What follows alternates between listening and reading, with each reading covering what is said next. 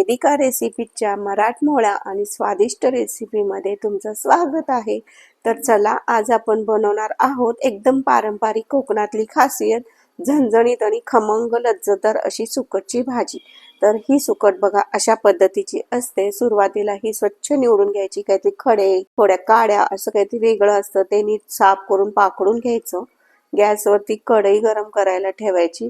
हलकस 2 ते 3 मिनिटं फक्त याला गरम करायचं, खूप भाजायचं नाही, नाही तर खूप भाजलं तर हे करपट असं लागतं। एकदम हलकस गरम करायचं, म्हणजे हे जे सुकट असतात ना ते मऊ झालेले असतात आणि हे सुकट असतात समुद्रातले, त्यामुळे त्यात थोडीशी रेती असते। मऊ झाल्यामुळे त्याला ते रेती चिकटलेली असते, भाजल्यामुळे ती रेती निघते आणि असे मस्त भरपूर पाण्यामध्ये हे सुकट भिजत घालायचे 10 मिनिटं आणि त्याच्यानंतर हे अलगद वरच्या वरती सुकट घ्यायचे, मस्त पिळायचे आणि अशा पद्धतीने हे सगळे सुकट खालचा तळ न हलवता बाजूला करून भाजीसाठी निवडून घ्यायचे। तर ही भाजी एकदम कमी साहित्यामध्ये थोड्या वेळात आणि खूप जास्त चवीची चांगली बनते। तर त्यासाठी मी कढईत थोडं तेल गरम करून घेतलं।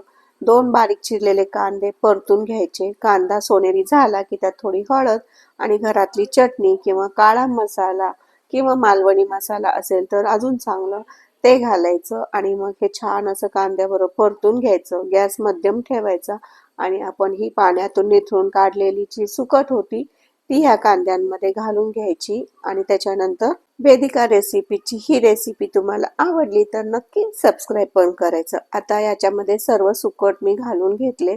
गॅसची आच एकदम बारीक आहे, त्याच्यावर थोडंसंच मीठ टाकायचं, कारण हे मासे आधीच खारे असतात, त्यामुळे मीठ बेतानी टाकायचं।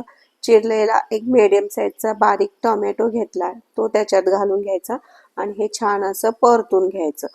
एकदा व्यवस्थित सगळं परतून झालं ना की मग हवं तर तुम्ही हे वाफेवर पण शिजवून घेऊ शकता, नाही तर अगदीच अर्धी वाटी पाणी याच्यामध्ये घालायचं। आता इथं अर्धी वाटी पाणी घालताना माझ्याकडून व्हिडिओ स्किप झाला। पाणी घालून हलवायचं आणि 2 मिनिटांसाठी ताट झाकून हे वाफ द्यायला ठेवून द्यायचं।